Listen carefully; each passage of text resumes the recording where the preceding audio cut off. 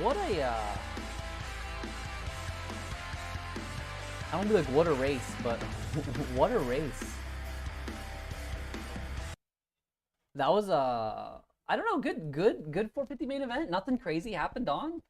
Just it was just good. Like obviously there was a little bit of, but nobody DNF'd, which I think was really wild. Was that nobody DNF'd? That's honestly crazy. Even for fantasy purposes, I kept being like, nah, somebody's gonna DNF. Somebody's gonna DNF. Literally no DNFs. Like arguably one of the hardest tracks historically is Daytona, and just did it anyway. So it's crazy. Thought Chase would get second, but Cooper rode really well. James, he really did. He really did. Can we just say, I hate to say it, but nail in the coffin for old Chase Sexton season. Um, I mean, for his title hunt, not like he's doing bad, but he just doesn't quite have it. I feel like, again, if you want to do the old season starts at Daytona kind of thing, I don't know. I kind of throw that out. I think that that's true if you're there. I think if you can just get to Daytona but I just don't think that it's gonna happen. I think Tomac and Webb are just too on their game. Chase would need both of them to collapse, and I just don't see that happening. You know what I mean? Like one or the other maybe, but not both, which is really a bummer, because not even as a fan, I just was really rooting for Chase, because I just thought, I don't know, you want somebody new, right? It's been Eli and Cooper for 4 years in a row. So but it's just that whole time I was just kind of like, he doesn't really have an answer for him. And I know that Daytona's weird and wonky and it's outdoorsy, and this really fits. Eli is so dominant here, and Webb also is great when the track gets gnarly. But yeah, Chase just really had nothing for him, and it was kind of disappointing. I don't know why Colt raced T-Cross, and hopefully that'll be talked about soon, but I do not know. I do not know. JP said Bam Bam not happy. Can we just talk really quick about how is it the mechanics or the series or their friends or whoever it is lets these riders talk while their heart rate is still 180? And I'm not saying that like Barsha didn't act a fool or anything like that, but we have seen people act a fool. But I'm like, I guarantee if you let them go back to the truck, take their helmet off, and just chill out for 10 minutes, they'll be like, yeah, no, whatever. Like, yeah, I'm over it. Like, I'm pissed, but I'm over it. You know what I mean? So, either way, I feel like him getting into Barsha that first time, I knew right then Chase was done, because I'm like, Chase is about to use up 40% of his energy reserves right now trying to create any kind of gap from Barsha, because he already knows that Barsha is absolutely going to smear him. He had to like dig deep and get that little bit, and I was like, yeah, there's no way he's going to have any energy for a late push. So it is what it is. You know what I mean? Rich said Barsha actually racing legit for once. It was just a good night for Barsha, man. And there was one point, like 10, 12 minutes left in the main, that they showed Barsha was literally right there. He was right in the hunt, right next to him. Just if any of them made a little bit of a mistake, he would have been right there to got it. And obviously he was. He was there once Sexton made the mistake, but he couldn't capitalize on it, unfortunately. RM Racing said Chase looked like a wet noodle out there tonight. Yeah, definitely a little loose. Nothing bad. Nothing that I should say is more typical than what we see. But yeah, it just really sucks to say. Like, I'm not saying that Sexton's not going to win some races and stuff down the stretch, but I just think as far as championship goes, he's what? He's now 8 points? No, 10 points back, which isn't a billion, but like, I don't know. I just don't see him making up 10 points on Tomac, as well as, which is still a really narrow margin. He's only got 4 points on Webb, right? Webb only has it by 4 points. Either way, I would be shocked if I saw it. You know what I mean?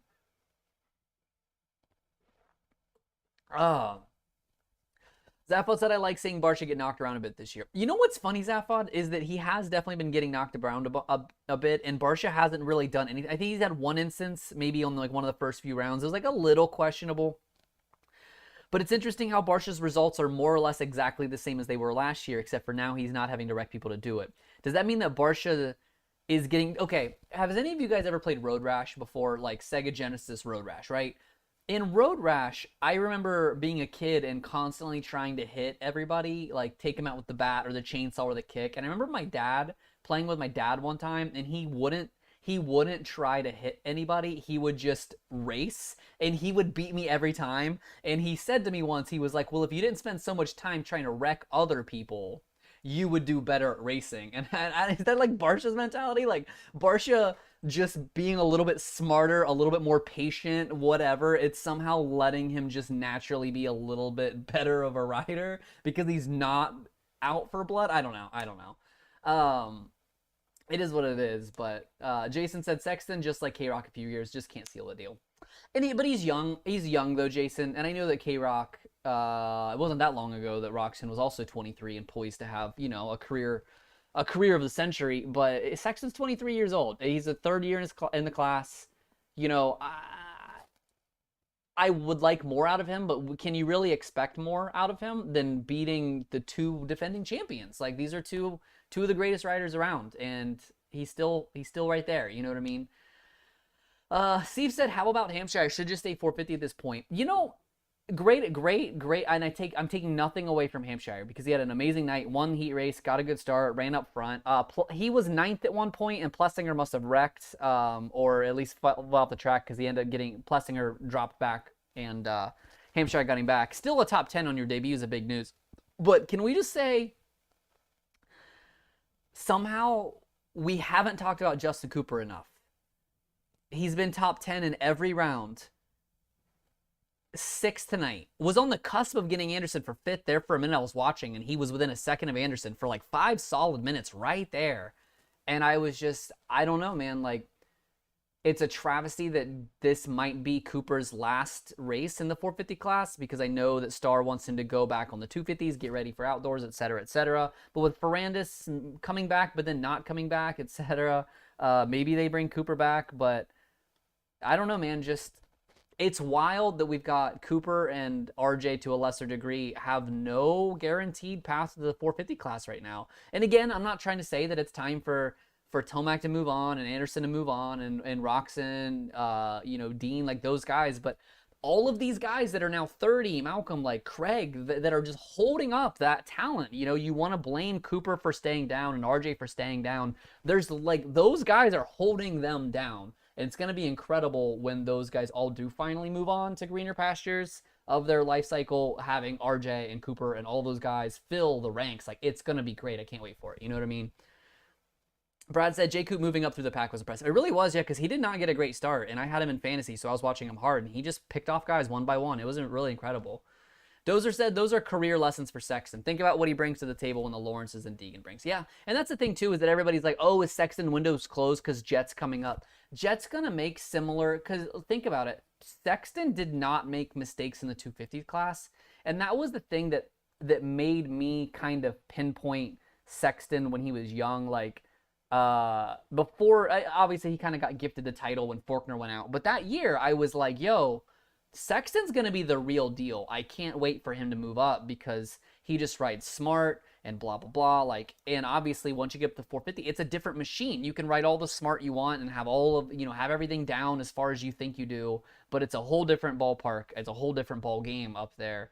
But either way, I'm just saying that as much as I thought Sexton was going to be a lock, safe, ride smart, blah, blah, blah, he wasn't. So Jet's going to have those same struggles too when he does move up. He's not going to automatically be the title favorite. Sexton will have a couple good years being the favorite if, Tomac does retire, maybe Webb, also maybe a year. I don't know. It feels like he might be on his way out unless he wins the title this year. I could see him being rejuvenated. But either way, I think it'll be exciting, Benjamin said Thrasher got a bum deal. Hunter took him out intentionally first lap. He's a POS. So I'm not going to go as far as to say he's a POS, Ben.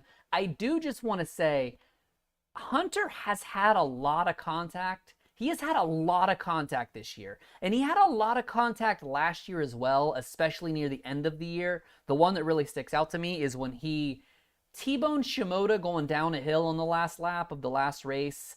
And everybody kind of was like, oh, but he was going down the hill and he just couldn't stop and blah, blah, blah. And I was like, I disagree, but I'll give that to you. I will give you that. But now it feels like it's been like every round that Hunter has had, and none of them are the greasiest moves ever.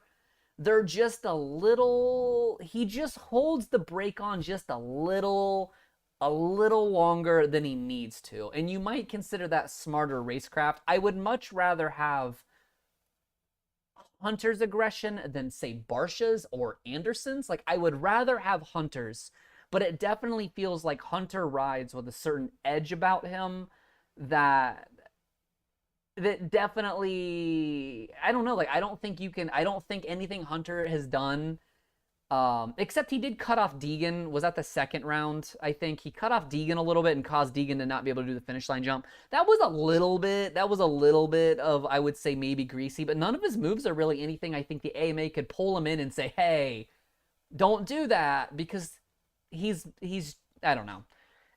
Either way, I just, every time Thrasher hits the deck, if you guys don't know, Thrasher has, he has an ACL injury. I don't know to what degree, if it's all the way torn, if it's just a little bit, but every time he hits the dirt, I'm like, oh, I hope he gets back up. I hope he gets back up. I hope he gets back up. You know what I mean? Like, it's just the little things. And then when Thrasher went down again, and that second crash was pretty hard where he landed on the tough blocks, I was like, please get up, please get up, please get up, please get up. Because Thrasher is the kind of kid I think we need in this class. Because if he would have got a clean start there, I feel like him and Hunter would have battled the whole main. If Hunter didn't hold up Thrasher there, I'm not going to say put him on the ground, but hold him up there, Thrasher would have been up his rear end the whole main, you know, so we had to do that, I feel like, if that makes sense. Patty Doan says, is Vial okay? As far as I know, he wanted to go back out. The only reason he didn't go back out is because his wheel was like 30 degrees to the left, so he should be fine. I expect so. T-Cross said he held his right knee on the second crash, and he was holding his knee was it last weekend? No, because he won the weekend before, where he went down at some point, and he's definitely favoring it big. So it's hard. Trent Wagoner said, Hunter's biggest thing is he rides with a chip on his shoulder because he's outshined by his brother. He raced great tonight, did nothing. And that's what I'm saying, Trent. Like, I'm not saying Hunter's doing anything wrong. It's definitely just a thing where I just feel like Hunter rides in a way where you can definitely say, I don't like his style. He's not dirty, but I think that people could say, I don't like how he rides. And anybody could say, I see that. You know what I mean? You might say, well, I love how he rides, but you at least have to admit that Hunter does have a certain style, if that makes sense. You know what I mean? Venice said, doesn't seem like Thrasher has much bite control or something. And again, that could go back to like having an ACL. Like, I have a bad knee. I have a habitually bad knee. Like, I tried bowling. You know what I mean? I tried a bowling league. Even a bowling league, by the end of the third game, my left knee was like, yo, buddy, you got to cut this out. So I know what it's like to just have that, like, a weak knee, not even as bad as his. So, you know, I mean, if you're trying to hold on to the bike with one leg, like, that's got to be very difficult. You know what I mean? JP said, give Deegan a shout. He rode fast and smart. And I will. Again, I'm continuously impressed by Hayden Deegan. And I feel like he suffers a little bit from the hype being so high that him coming out and doing exactly what was foretold, like the prophecy being Deegan is going to be the next, you know, great blah, blah, blah. And he comes into his rookie year and he has arguably the best rookie year in a long, long time. And we're kind of overlooking it because, like, quote, like, yeah, well, that's what he should be doing. That's what we were told he was going to do. Oh, he comes out and gets a podium? Yeah, of course that's what they said. And I feel bad for him because, like, if he'd been out here sucking, everybody would be like, all over, you know, overhyped. But he comes out and does exactly what the hype said and nobody cares. And that sucks, man. I feel bad for him a little bit. You know what I mean? Python John said, what a great race. I wonder what Barsha said to Chase. You know what, Python? I bet somebody's going to ask that in the press conference, and I hope that they answer. Next week, I'll be in Indy. I'll be in Detroit. I can't promise you that I'll be able to go in and get the scoop, but make sure if I don't do the after show, because I don't know if I'm going to get to do the after show next weekend because I'll be at the race, and I'll have some duties with Racer X and stuff like that. If I don't, can y'all, any questions that you have, I cannot promise you I'll get to them, but please tag me on Twitter or send me an Instagram message or whatever it may be and tell me what you want to hear from a rider, and I will do my best to get access to that rider and ask them those questions. So give that to me if you can. Uh, Tim said not to do with tonight, but I haven't heard anyone saying Tomac being on a new bike could be the reason for the mistakes crashes this year. I mean, that's fair, Tim, but I think that it's hard to say that because it'd be different if he was on the last previous Yamaha for like its whole life cycle or something, but he only had 1 year on the last Yamaha. So it's entirely possible, but we have too small of a sample size for how he was riding last year on the last Yamaha versus this one. You know what I mean? But I don't disagree with you, but it's hard to say anything. Asif said, how good does 29-year-old Anstie look though? Yeah, Max looks great, and I'm really excited for him. I'm really happy for him. I kind of like that maybe we're moving past this, oh, he's too old for the 250 thing, you know, because now the rules are there's no limit. Y'all stay as long as you want. And I think the class is better having guys like Anstie down there to give some sort of competitor, because it's easy for us to say, oh, there should be this kind of rule, this kind of rule, this kind of rule. But at the end of the day, it doesn't matter. Let's say you said, hey, you can't be older than 25. Then Hunter and Jet would still be dominating. Just most of their competition will be gone. RJ would not be able to race. Anstie would not be able to race. J-Mart would not be able to race. So it would kind of dilute it. But I'm cool with it. I think Anstie's been doing great. Racer997 said, Mosman underperforming, dump him. I think it's definitely, okay, I'm not going to say dump him because I don't know who you replace him with. We'll have to see how the contracts shake out. But can we all say we're now at the halfway point of the season? Is there anybody who has had a more disappointing year than Michael Mosman? You can maybe say Austin Faulkner, but I'm not talking about injury. I mean like pure results. Mosman was the guy that came in and everybody, including myself, expected him to be the next in line behind Hunter to compete for this title. And he's just nowhere to be found. And maybe it's an injury. We don't know what it is, but he has to be the most underwhelming guy, right? I can't think of who else we expected more from, and he just did none of it. It's been a real bummer for him. It really is. No Control said, will young 10-ish 250 riders miss their shot due to the older guys staying in the class and coming back? Yeah, but I don't know. I don't think that the 250 guys staying is really their fault as much as it's the 450 guys that are staying too. I mean, if you just think about the rides, I'll have to get with Clinton or Reference or somebody for ages. Reference, do you have age data by chance of all the riders? There are so many guys, 29 to, I mean, let's just say 29 to 40. Let's get Chiz in there. 29 to 40 in the 450 class right now. And that's not common, you know? It's not what we've had in the sport historically. And it's really, really gumming up where people could move up or whatever. So it'd be interesting to see. Trent Wagoner said, I say every time on your chat, can we get rid of Ricky? It's the same lines every time. Inside, outside. Stu is awesome. Okay, I will say, Roto Wife is getting incredibly critical of Ricky, where before it'd be every now and then, but now at this point, she'll repeat one of his lines under her breath often and then kind of do like an eye roll thing. And she likes the sport. She follows the sport with me casually. She plays fantasy, whatever. But she doesn't really know much about the sport. And even she's like, what the hell is he talking about? I think the problem is that we've said, I mean, it's really like we do with riders. We were like, Ricky, give him a couple, give him some time, give him some experience, give him some, you know, whatever. He'll get there. But we're now are we year 4 with Ricky now in the booth? And I don't think it's gonna get any better. And he's doing a fine job, but I think we all just demand more than fine at this point. Does that make sense? His lines are so predictable. Yeah, T. Anthony. If he says 2-year point, and now he's got James. James said 2-year point tonight, and I'm like, no, James. You can take anything you want from Ricky. Do not take 2-year point. Leave that somewhere else. You know. Dave asked, panic button for Roczen, or is this the best from Suzuki? I think it's both. I don't think there's really any reason to put a panic button on a guy that Ken's window is just simply closed. Most of these guys, their window is closed. You know, Eli is a freak for being 30, fighting for championships, winning championships, red plate, Roczen kind of following. Do you guys, okay, any of my baseball people, you remember there was always a line, there's a line of production, you know, and that was where a lot of the steroid users, they broke that line. If you look at all of the, you know, greats over time, you kind of go like 27, 28, and then like once you hit 29, 30, you know, you kind of start to decline. So I think Roczen kind of declining a little bit. I think this is just kind of where he should be. It's just that some of his peers have been able to keep the line going up where he hasn't. Does that make sense? Moneyball, yeah, Dozer, I got you, Moneyball. Broski says, where do you come up with RotoMoto?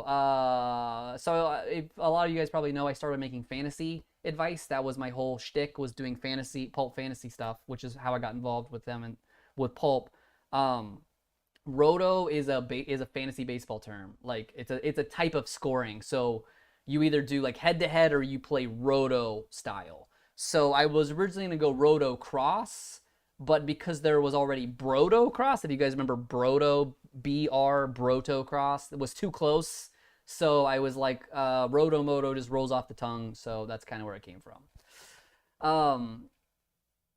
Ron Dog said, can you blame Ricky? Webb is the best champion of currently. I don't know.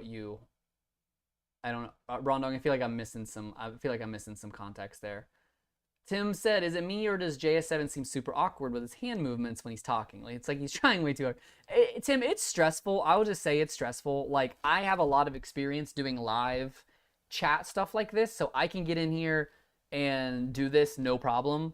But there's other people that it's a struggle. It's a struggle to be on camera. It's a struggle with, if anybody, like I have a problem with like ADHD, always having to do something with my hands. So I empathize with those people. So he'll get it. Mike said, sorry this is a little late. The only person having a worse season than Mosman is Mitch Payton. You know what? That's fair. That's fair. I'll give you that one. Trent said, whoever said Coop is the best champ of this era is just hating on Eli. Yeah. It's hard to argue against Eli. He's the guy of the era.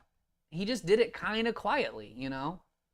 Norin update. I haven't heard anything, but I mean, he raced the LCQ and got 5th, so I assume he's fine. Just banged up, but fine. Thoughts on RJ? Ty, we went over it, so I'm not gonna go on it too much, but I mean, really incredible debut.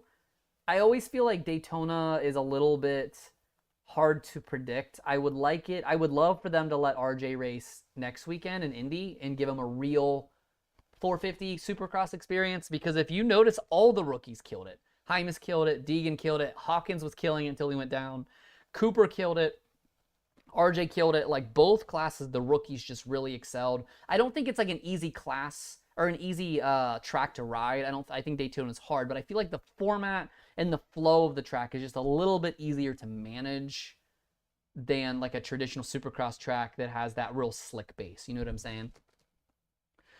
Tyler said, if you were a factory team, would you try to stay in Anstie or Too Old? For the 250s, I think the problem is that the factory teams are kind of like,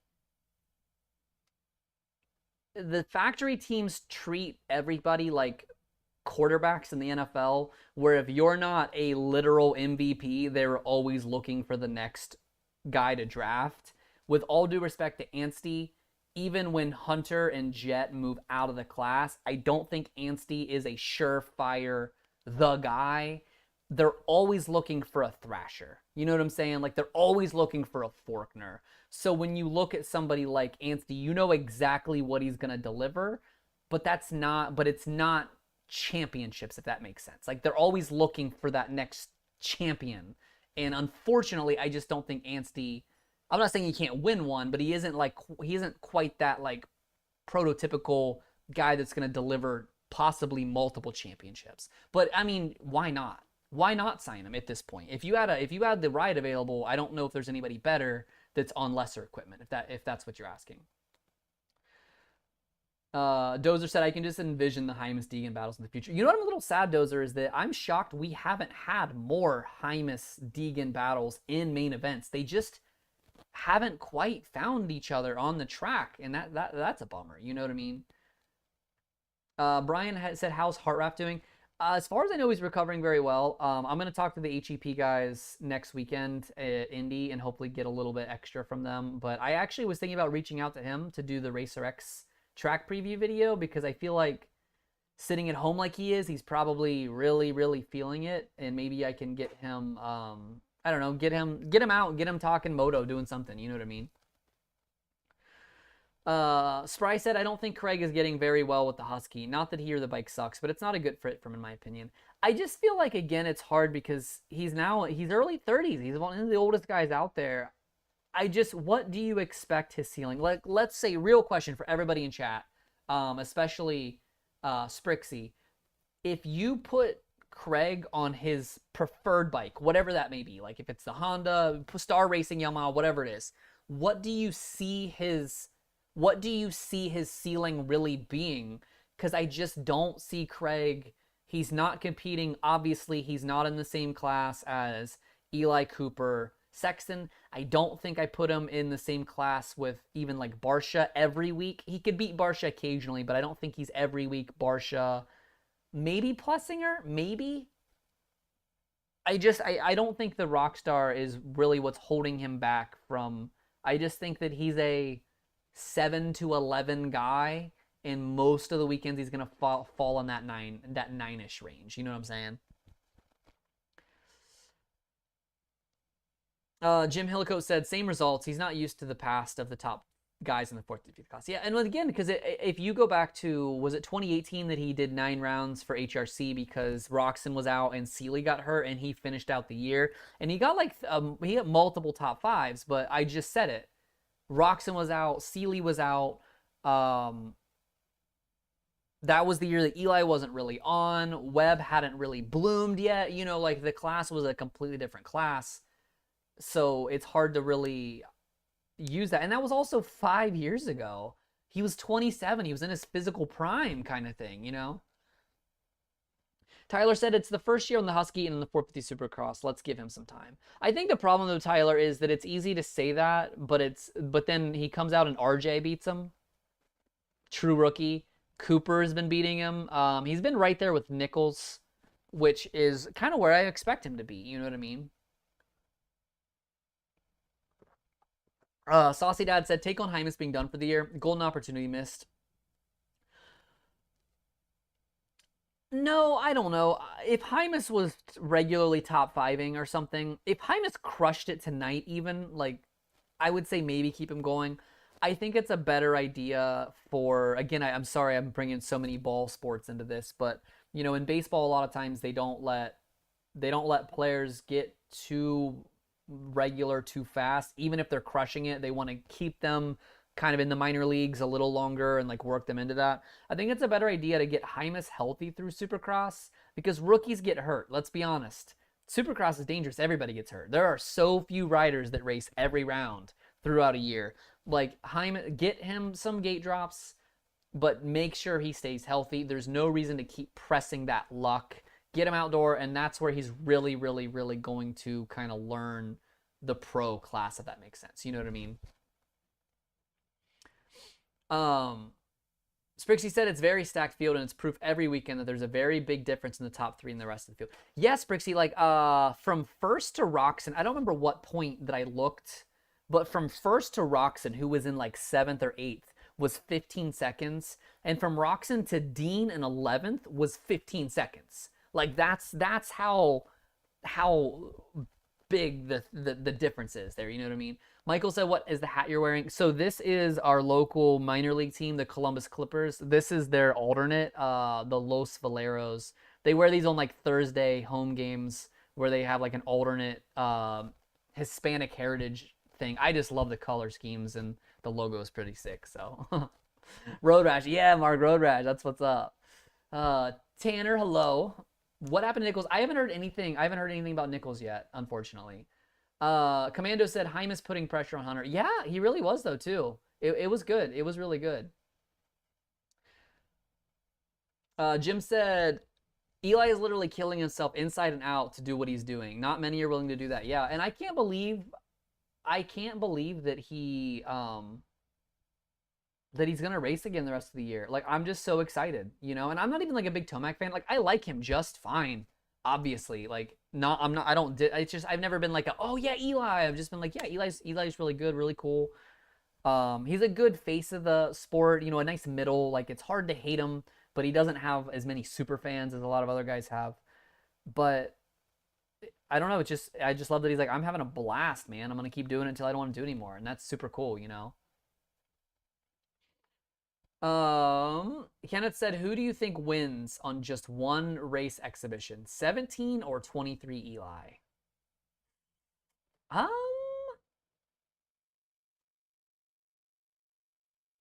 I go 23 Eli.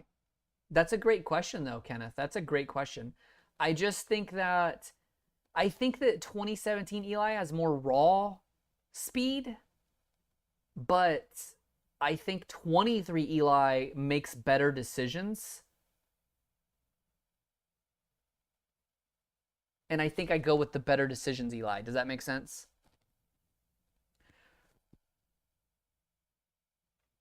Sprixie said, unless you're one of the top three or like Anderson or Barsha and you get stuck in like 8th or 10th off the start, it's ridiculous how hard it is to come up through the pack. Yeah, yeah, yeah. It's crazy. Yeah.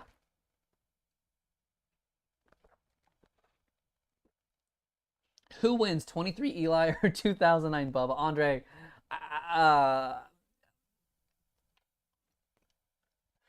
if they flip a coin, if they race, the problem is if Bubba stays on two wheels, Bubba by 37 seconds, but he also has like a 70% chance to DNF every time. So that would be a hard one to do, you know.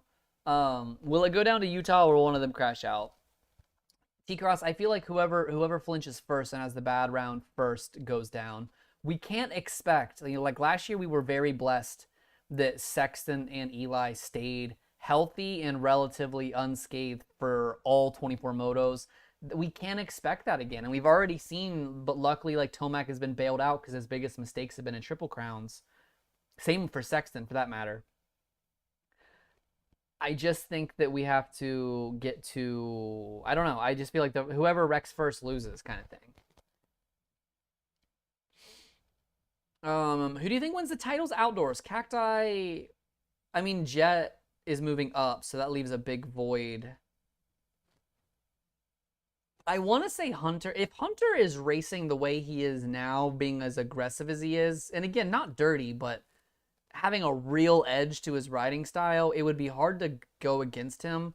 But seeing just how great Justin Cooper has looked on the 450 against legit 450 dudes, I don't know, man. Justin Cooper looks real good, and I think he's going to be super hungry on that 250, and he is going to be super prepared because he's going to have been practice outdoors from like tomorrow until May, you know?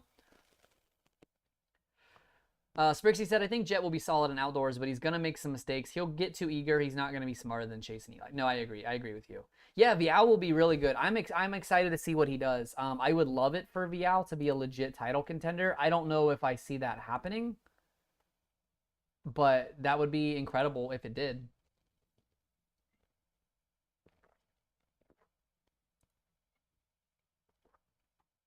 Uh, Jim said Cooper will weed himself out early in outdoors. Stamp it. Okay. I will stamp it, Jim. I will come back and I will find you. We will have this conversation again. Ty said, does Sexton have a target on his back from the way he raced Barsha? Not really. I mean, maybe, but not any more than everybody. I feel like Barsha doesn't need a reason. I think the problem is that Barsha doesn't need a reason to take you out. If he wants to put Sexton into the bales, he'll do it. If he wants to put Anderson into the bales, he'll do it. Like, Barsha doesn't really need a reason. So I'm gonna say yes, but not the way you think, if that makes sense. You know what I mean? T-Cross said Jet will steal a lot of points from Tomac and Sexton. I would love for that to happen. I really would. I would love for Jet to come in and be an absolute 450 phenom, but it's been a very long time since we've had a guy come into the 450 class and actually do that. You know what I mean? So we'll have to watch for it. Should J Coop race Atlanta and any other more flowy tracks to get the gate drops before outdoors? No control. I don't think the gate drops on a 450 would be as valuable as him just continuing to master the same bike. You know, if Atlanta was earlier in the season, like, but it being around is 14 or 15, it's a little too late for me for him to be on a different bike 3 weeks before, you know, the outdoor season starts. Nobody asked Chase what Barsha. Oh, in the press conference? Oh, that sucks, Ken. That sucks bad. Trent said, when is Hunter moving to the 450? So, when there's room, I think that's really the thing, Trent, is that I think Hunter, Mertz, you know, so if you guys don't know, Hunter, Jet, a lot of guys, Joe, their agent, Lucas Myrtle, he's on the Pulp Show often.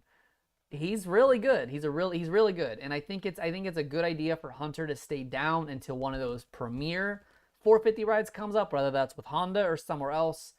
Hunter needs that ride.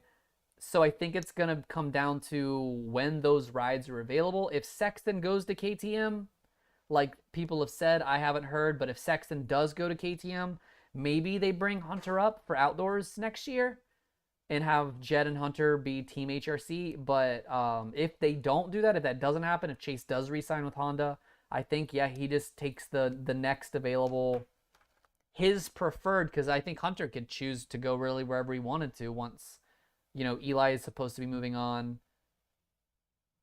I mean, how much longer do Anderson and Malcolm keep racing? 2 years, maybe, you know? No control set of Sexton really goes to KTM in 24. HRC run low. Yep, probably. I would like to see Viao win the outdoors. Racer, I would just hate it because it would suck if he won the outdoors because we didn't get to see his growth. I think it's really rewarding for us more hardcore fans to see the rider come up the ranks from nothing up to the championship, and having Viao just get dropped in and win the title would really just be kind of a bummer for us and his competitors. But also, if he comes in and puts them all on notice, that'll be fantastic. You know what I mean?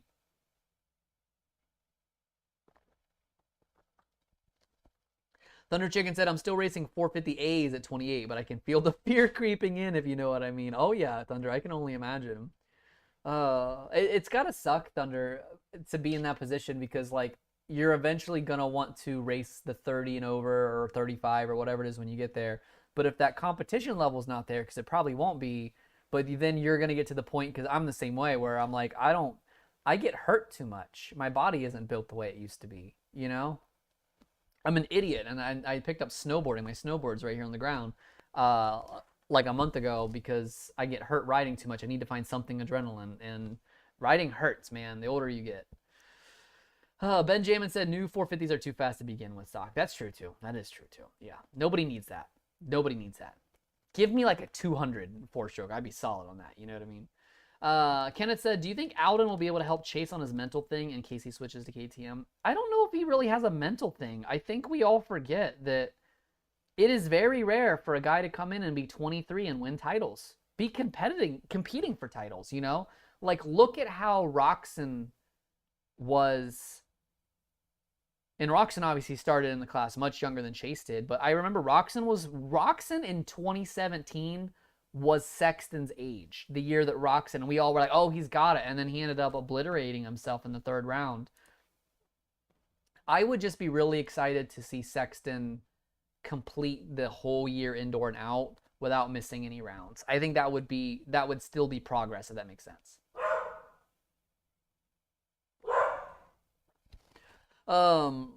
Trent said if Chase moves to KTM, it's a nail in his coffin. Bikes haven't looked great the last 2 years. It's hard to say that when Webb is currently second in points, but we'll see. Chase Elliott was snowboarding too, was he? That's not true, really. Webb won a title at 23. RB and Dungey won theirs even younger. That's what I'm saying. But that's my point, Seif, is that those three guys are multi-time champions. That's not the norm. Most people don't do that. You know what I mean? Roto Dog Tim, what's up? Jim said 7 deuce broke Kenny literally. Oh man. Roczen was a 250 beast, sending and casing, no fear. It's honestly wild. It's so wild. Zachary said, I saw a woman rider on race day live. Who is she? I know Jordan Jarvis was supposed to race today, but she had a crash on press day and didn't end up lining up. So I don't know if that's who you're talking about, but I know Jordan Jarvis was there today. Kenneth said, Chase is like the younger Eli. Only Eli won a lot of races, both indoors and out. I mean, to be fair, Chase has won a good amount of races, especially outdoor. Like, he won a good amount. He carried the red plate for half a year. KTM blitzing the whoops when a Yamaha and Honda were jumping them. You know what? As much as I hate to say it, because I'm just not like a huge Cooper Webb fan or whatever, it's incredible and very respectable to see Cooper literally becoming great at what his greatest weakness was, and I admire that. I admire that determination so much. And it's got to be another one of those things that has to break you mentally for Eli and Chase and all those things to be like, yeah, but we got him in the whoops. And it's like in the moment in Happy Gilmore when he's like, uh-oh, Happy learned how to putt. It's literally that with Webb skimming the whoops anywhere. Like, he looks incredible in the whoops, which is not what I would have said 2 years ago. L Racer said, get a Supermoto for your adrenaline fix. Next month. I'm planning on it. Did anybody see, for anybody that's interested, Honda is putting out a XR 150, which I know there's going to be people like, that's a small little baby bike. No, but that's the point. If anybody wants to get a road bike, it's a dirt bike styling, dual sport. It's a 150, which I know is a little bit small, but it's going to retail for under $3,000, and that's ridiculous, and that's so cool.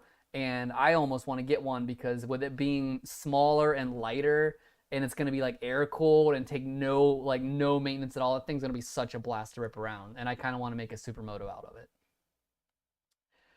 Andre, when is Hailie Deegan going to race Supercross? When she's done making billions of dollars on asphalt. In terms of point standings, this year is the most exciting. Oh, for sure, Kenneth. Yeah, it's great. Again, it's one of those where like Eli could go out and get 5th next week, and it is a reset. The title is reset. And that's incredible. That's exciting. Sprixie said, RC talks about Webb being a dog at the end of races when he wins, but in my honest opinion, he just gets so lucky with lappers and stuff. I disagree. I think he has been very fortunate with lappers. He has definitely been the one to benefit from that, but you also have to remember that to benefit from a lapper getting in the way, you have to already be within like half a second of that guy. And that doesn't diminish the fact that he has, 21, 22 wins now? You can say, I can just think of the two off the top of my head. It was Chase this year and Ken when Dean got in front. Was that 2020, I think? I'll give you those two. But beyond that, I mean, he's also won 12.5 times by just being the best guy late in the race, you know?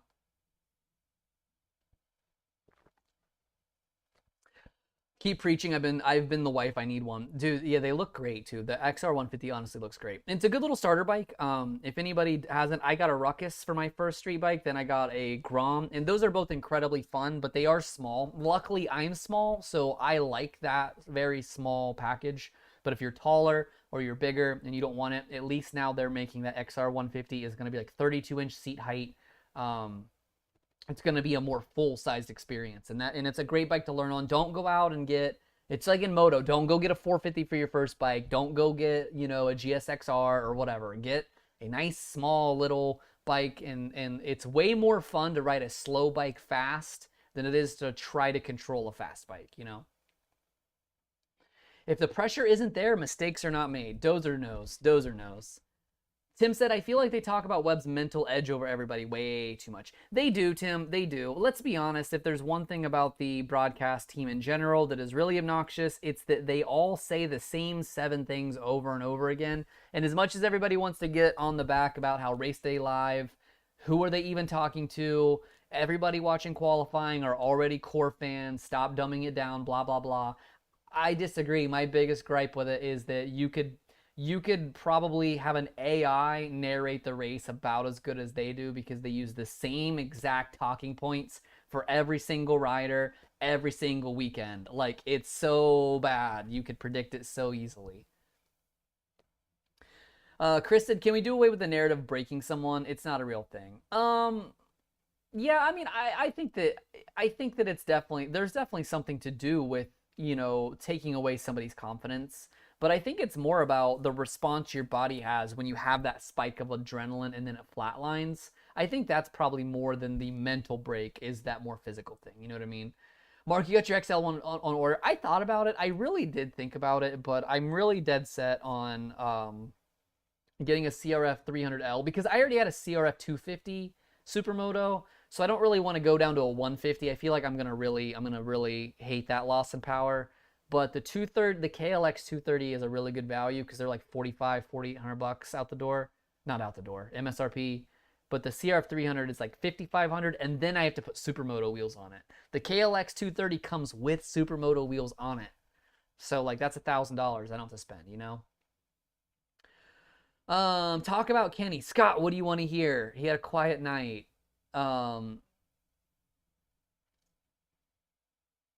He's gonna be doing World Supercross, and I can't wait to see him win another title. How do we feel about 3-man booths like we had tonight? Because obviously to be fair, we kind of had like a 4-man booth because it felt like they had JT join the conversation a little bit more than sending it down to JT. It felt like he was having an actual conversation with them. But I don't know. I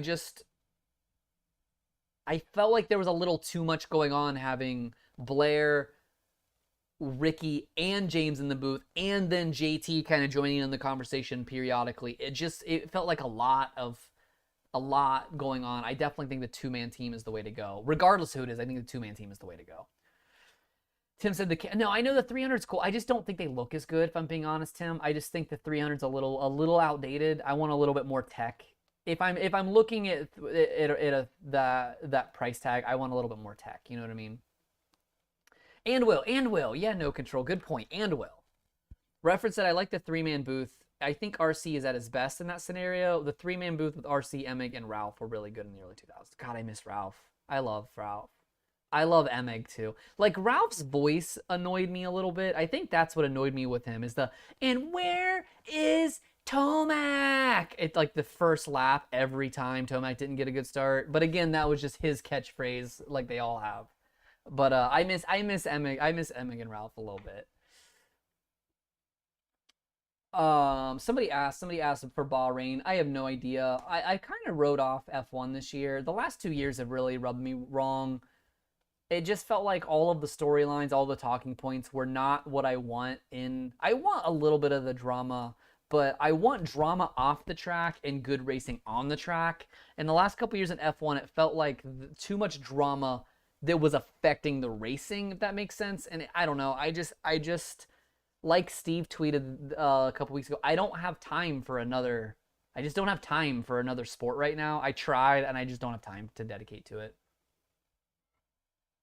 Doug said, off topic, Dungey closes RD Coffee. I think people, especially these athletes, and no offense to RD, but I think they underestimate the amount of work it takes to grow a brand like that. Because when you come out and you're at some level of celebrity, you have some sort of following. Even if you just have a couple hundred followers on Instagram or whatever it is, when you come out and you say, I have a thing, I have a product, I'm starting a business, I'm being a realtor, I'm starting a salon, I'm going to start a small business, et cetera, whatever it is, you're always going to have that sudden boost of people interested because those are your friends. Those are the people that know you. So like, everybody that knows Dungey that might want that coffee, it's really easy to get up to this level, but then from there, you have to grind, no pun intended, to get any level of growth from that. And a lot of them don't want to grind. They want to just start coffee, question mark, profit. You know what I mean? And nothing against Dungey. This happens to all kinds of people, especially a lot of people that I know. It sucks, man. Starting your business is hard. Take it from me. Don't do it. Do it. Everybody should start their own business at least once because it's very fulfilling experience to grow that thing. But also, it sucks so bad. Don't do it. No Control said, RD doesn't know what to do with his money. Should just hire a pro and live off the dividends. That's probably true. Yeah. Is Dylan okay, Brian? I haven't heard anything yet, unfortunately. I mean, he went out and tried, and he road practice. So I imagine he's generally okay, just not yet, not ready to race. Ben said I would recan Folgers, put my name on. And with all due respect, I don't know if Dungey did it. I didn't try his coffee, but a lot of those places you do. If you want to start your own coffee business, it's literally just you slap a label on something somebody else makes. You can even test and test the roasts and whatever. Like, you can have say in that, but they just have like 40 roasts and you pick which 3 you want to be your coffee and you slap your name on it and send it out. But I don't know. I don't know. I don't know much about it. The biggest thing is that I think at this point in our lives, how many people here, if you drink coffee, how many people here regularly like roast your own coffee? Like, if we did coffee, we have a Keurig machine. We get the whatever cups, I don't care. Our building has a coffee machine downstairs. That's what I use. Or you go to Starbucks or whatever it is. I just don't think that many people are actually like buying bags of beans anymore, you know? Toe said, is Tomac top 3 all-timers if he passes Bub up and wins the championship?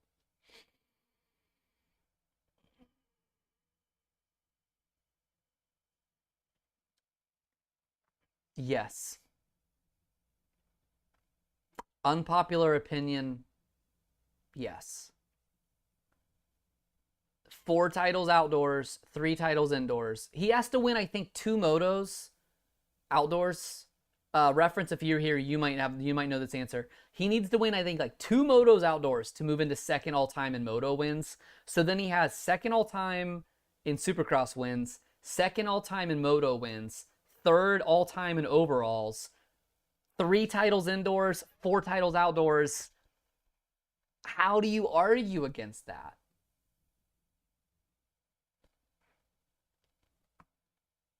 And that hurts. That hurts. That hurts to say, but that's it. Who's second in moto wins now? I think it's Dungey. It's either Dungey or Villapoto. I was rewatching a race to do an edit for Pro Motocross, and the stats were on there, but I don't remember who it was. But it was obviously Ricky was way up, and then somebody had like 69. One of the Ryans had 69, and Eli was at like 67 or 68. Chris said, how do we weigh his wins and titles versus how long it took him? I don't know. I mean, I guess it depends, Chris, because by that same logic, like, you know, how old was Stu when he retired? Is it Eli's fault that he remained competitive much longer into his life? Because, I mean, let's go year by year and stop trying to do age. Eli moved up in 2015, right? Was it 2014? I have to go and look now. I don't want to misspeak. Everybody always gets really, really angry when I misspeak. Full-time in 2014. So 9 years. This is his 10th year in the class. And Stu had 2005 to 16. Stu had 11 years. Well, to be fair, he did lose 2015. So Stu also had 10 years. They both had 10 years in the class. Oh, sorry I'm late. Great race, Ben. We've been worried sick.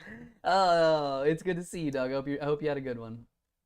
Reference said, unfortunately, I'm not on my computer. No. You're fine. You're fine, Ref. It's just one of those where I don't know how your system's set up, so I can look at Racer X and get some stuff. And then Ricky had what, 8 years, 9 years in the Premier class. Well, that 07 doesn't really count. Yeah, 99, 2000. 1, 2, 3, 4, 5, 6. So he had 8 years. I don't know. I don't think it matters all that much. Steak Farm said, what causes those guys to retire though? Sometimes you just want to retire. I don't think it always has to be a big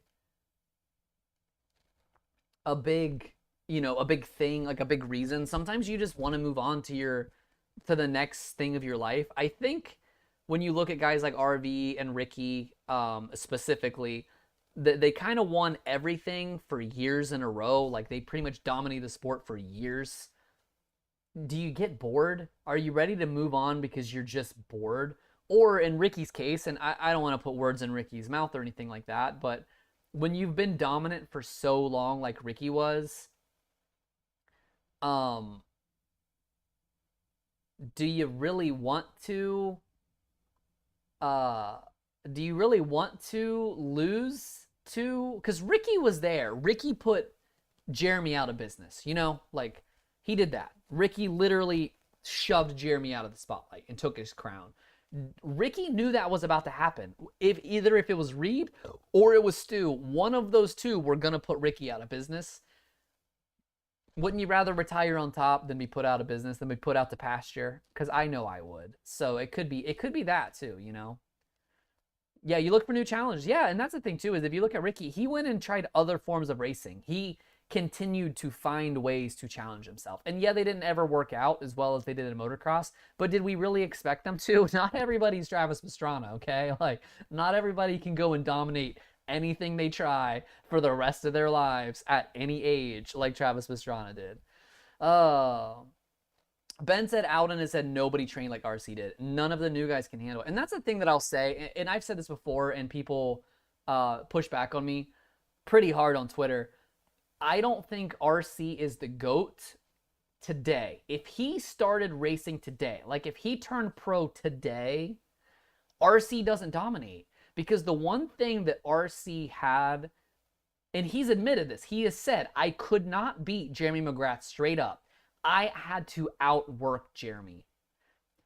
Everybody works kind of like RC does now. Back then, everybody was just drinking beer, hanging out, racing dirt bikes, and RC came in and made it a legitimate athlete sport where you train and train and train and fitness and this, and we're doing, motos on Tuesdays and Thursdays, and we're doing strength training on Mondays, et cetera, et cetera, et cetera.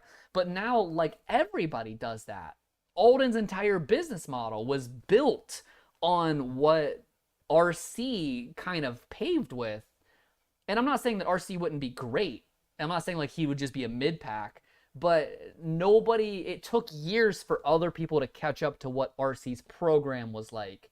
The same way that it took years for people to figure out how McGrath rode a motorcycle like a BMX bike, or it took people years to figure out how to ride like Stu. Like it literally, those guys, it takes years to catch up on. But now everybody has those tools. With hindsight, we all have those tools. Does that make sense? Reference said, interesting. I think that's true for RC and Supercross, but outdoors he was on another level. And that might be true. That may be true. And again, I'm not saying that he's not great, but like, I would love to have a battle of peak RC versus, peak Webb, Tomac, etc. Because I think it'd be a lot closer than we expect it to be, Was it the RCA Dome when Ricky got booed for taking Travis down? Yeah, that was wild, man. Chris said, imagine RC's records if he didn't retire from being scared to push JS7's pace and knew how much he would crash out. That's true, Chris, yeah. And sometimes you got to take yourself out of situations, Doug said that was RC's contribution to the sport. He was better than MC Outdoor always, though. It's hard to say that, Doug, because I don't disagree with you, but we never really got to see peak MC. Like, a lot of people forget that McGrath won, like, dozens of motos. He was a champion. He should have won 2 championships. Like, he absolutely should have won 2. He should have won 96 also. I know coulda, woulda, shoulda. Like, he literally pulled off because he was just sore. If he would have just raced through that one race, he wins another title. And then he just said, I don't really need to do this outdoor thing. I'm making millions of dollars through Mazda and No Fear and Yamaha and whatever. He didn't have to do it. I'm not saying that he's not better than him, but I think people forget that Jeremy McGrath was incredibly talented outdoors. He just never applied himself. Like, it was just ridiculous, Dirty Al, what's up, man? Love the hat. Thank you. This is one of my favorites. It's the Columbus Los Valeros. It's the like Hispanic alter ego of my city's minor league team. I have like 3 or 4 of these in different colorways. It's one of my favorites. Mega said, I live in San Diego and helped arrange the first date for Jeremy and Kim. Dude, that's wild, man. That's cool. Doug said he was going to win the last round in 96 and he was healthy. Emick beat him straight up to win that title. Oh, and again, I'm not saying that he did. I'm just saying that, like, he took himself out of having an easier win that year. He's really, really good, though. Why does the press conference start with a question, dog? I don't know, man. I don't know. You know what I'm kind of excited about? If I don't do, which I still want to do this, but if I don't end up doing the live after next weekend, because I don't know what I'm going to get to do, because this is my first year being legitimate media. I have a little bit more roles now than what I was doing last year, and I'm going to have to do some stuff with Racer X and et cetera, et cetera. But if I don't do the live, I will get to do the press conference, and I can at least tell you, I can bring you guys stories from the press conference, you know? I haven't watched the race yet, so I can't stay. No, you're good. You're good. It was a good one. It was a good one. Enjoy. Kenneth said, MC pioneered showmanship, RC pioneered work ethics, Stewart the scrub, Reed the consistency, and Eli pioneered longevity and endurance. Eli is interesting because I don't disagree with you, but I don't think that, I don't know what, like, Eli doesn't really have a trademark. If we're being honest, you know what Eli's trademark is? And this sounds so bad because as great as he is, if you say, what's the one thing that you really know Eli for? And I'm like, his wild, weird rides, those days when he just got 9th.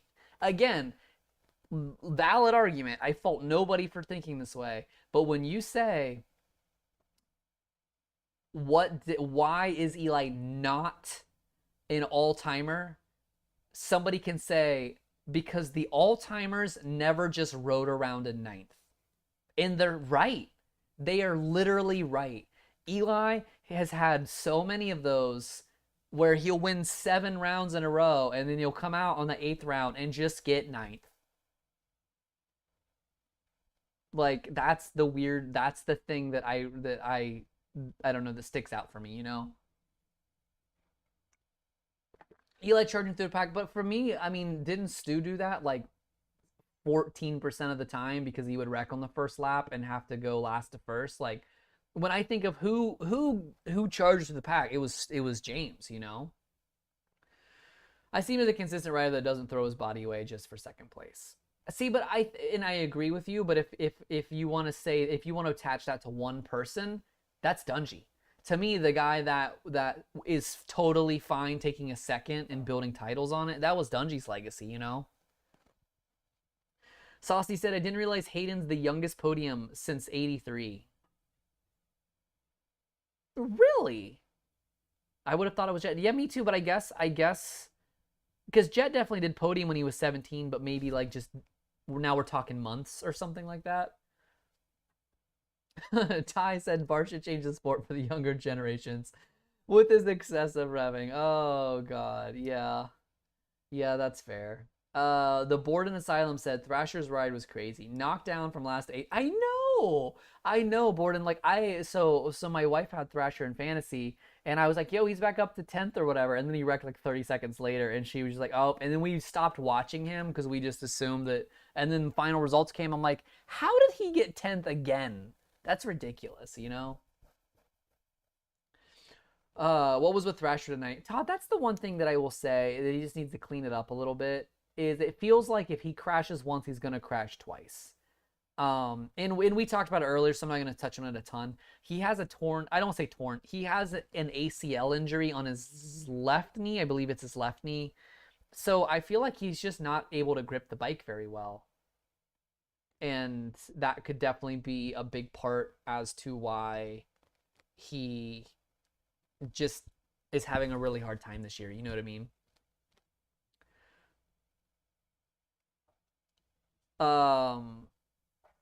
Steak Farm said, what words do you think Sexton and Barsha had after the race? We actually were talking about that, Jake, because we were like, somebody's going to have to ask that in the press conference, and apparently nobody did. If I knew who was at the race, I would text them, like Kellen or Weege, and say, hey, ask them what they said, but I don't know if they'll do that or not.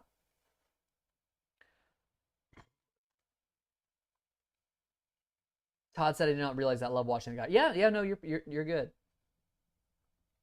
Dozer said Thrasher definitely looked more unstable after that first day. It's like, yeah. Travis said Bubba saying in there after every sentence kind of drives me crazy. Now I'm going to be listening for it, and I'm sorry, Travis. You can't believe you did that to me.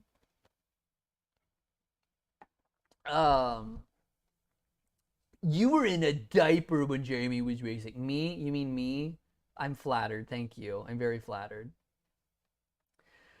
The Great Commission said 238 is only going to get faster. These boys better get their wins now. No, and again, Commission, we talked about it earlier, and I feel bad for Deegan because he is literally delivering on what we were promised. All of the hype in the world, and he is literally delivering on it. He is literally podium. Like, I mean, what, he's been fourth? He's been top 5 in every single full gate drop except one. The first Triple Crown race when he crashed, he got 15th. He's been top 5 every other time. And, like, nobody's talking about it because, well, that's what he should be doing.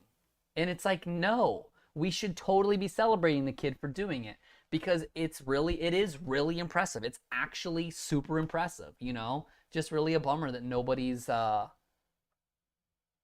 don't know, like, somehow the hype that other people put on him has somehow lessened the hype that he should be rightfully getting, if that makes sense. AC, oh, you're right, Yogi. Good call. He's third in points. Pretty cool. Yeah, and you know what? And he's actually been great. I will say I cringed a little bit when they went down to the floor and interviewed him right before the main event because there were bikes on the track in the LCQ, and I'm like, do we really need to cut the Deegan right now? Because the LCQs don't need any supplemental content. They already are incredibly entertaining to watch. I don't need to hear from Deegan right now. So I was a little like, but every time he's been on camera, he says exactly what he needs to say. He's composed. I don't know. He's charismatic. Like he doesn't annoy me. He doesn't feel like a shitty teenager or whatever. He just does it. And I'm excited to talk to him at Indy or Detroit because I just want to know. I don't know. I feel like we all of us older fans that aren't in the TikTok generation just kind of like about him coming up, but he's been very impressive. I'm happy for him for sure. Will the 238 come out with a win in his rookie season? I doubt it, Ty. He'd have to have a lot go right for him. I think he is very fast, and again, like he's been very consistent, but he'd have to have a lot of help, I think. Todd said, pumped to see RJ bump to 450 full-time. He's not full-time yet. We'll see. It will be, again, I want him to race. I hope they let him race some more 450 because I would like to see him race a traditional Supercross track. I just feel like Daytona, don't read too much into any Daytona results because Daytona is just weird. You know, it's just a weird track. It's a weird event. The fact that they're not building on asphalt or I'm sorry, on concrete or on plywood, they're building on actually dirt. Just everything about it is different. So I don't know. We'll see when he gets in an arena, you know? No Control said my 12-year-old niece is a Deegan fan and doesn't care about racing, but likes the family YouTube channel. And that's honestly good for the sport. It might not be great for the sport in a long term. I don't know how well it's going to like transition to making race fans out of these people, but hey, we'll take any exposure we can get at this time. You know what I mean? In 97, there was that race in Vegas where the YFZ 400 debuted. A hiccup in the MC Carmichael thing. You're not wrong. Daytona is a huge hybrid track. I'm out here. Hey, Doze, I appreciate you being here, man. Have a good night. Have a good weekend. I just noticed today that Hymas has Deegan's number backwards. I never realized that. Good point. I don't know. That's funny, though. Deegan definitely changed the amount of fans that come out just for him and his family. Even his mechanics get asked for autographs. And it's one of those where, like, is this that unlike Jet? Or, like, obviously it's bigger because of the YouTube channel, but Jet also has a very specific fan base that are there just for him. And that's okay. We'll get there.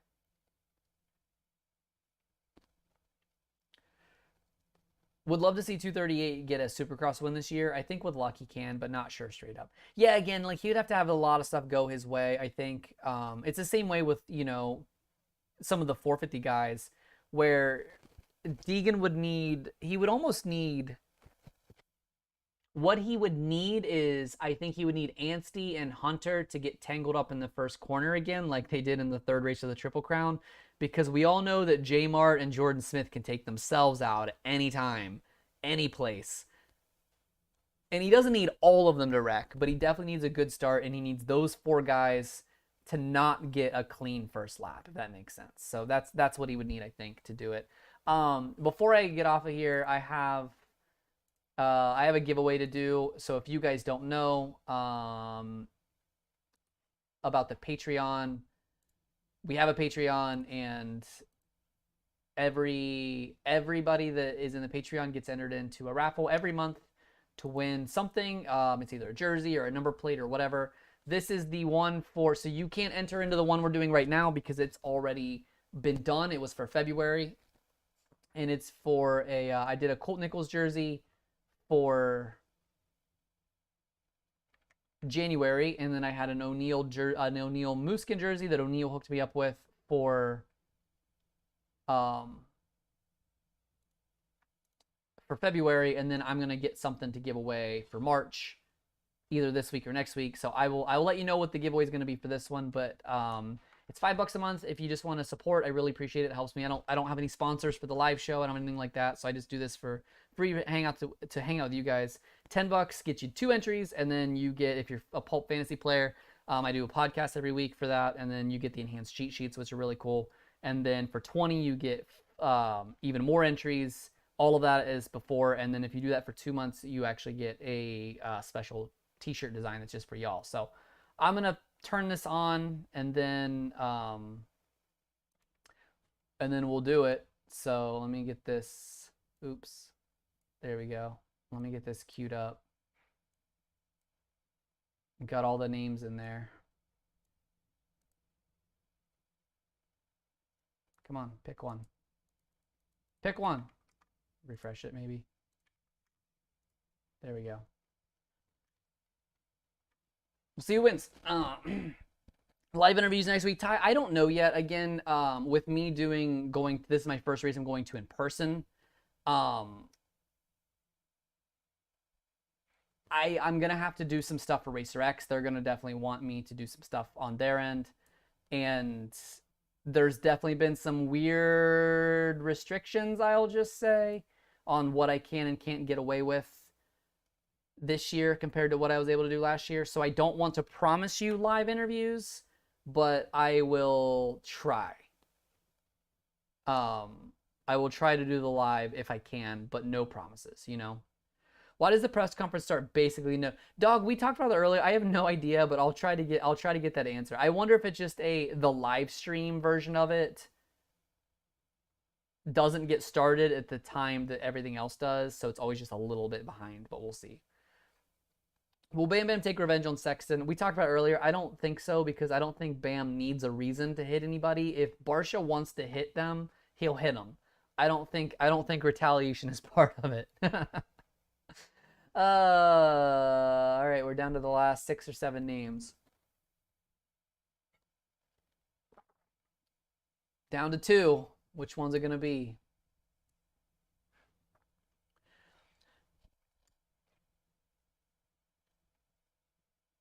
Anderson off. He ripped with those boys last year. Yeah, he definitely just doesn't have it this year. I don't know what's going on. It's really a bummer.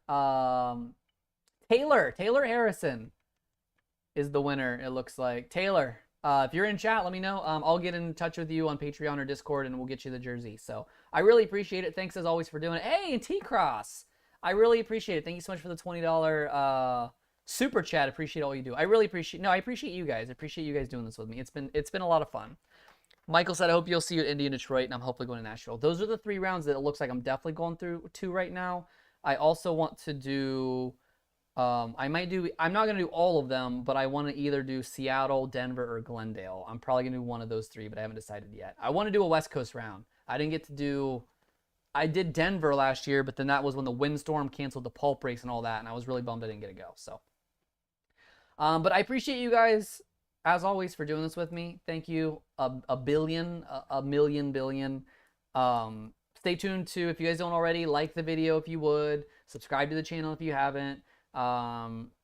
When you see the videos that I do for Racer X or any of the videos that are on Pulp, I do all of the videos on Pulp that aren't the live show itself. Please watch those, like those, whatever it may be, because that helps me negotiate with them that they should have me do more stuff and all of that. But enjoy your guys' weekend and be good people. I'll see you, hopefully, I'll see you guys Saturday in Indy. Take care, guys.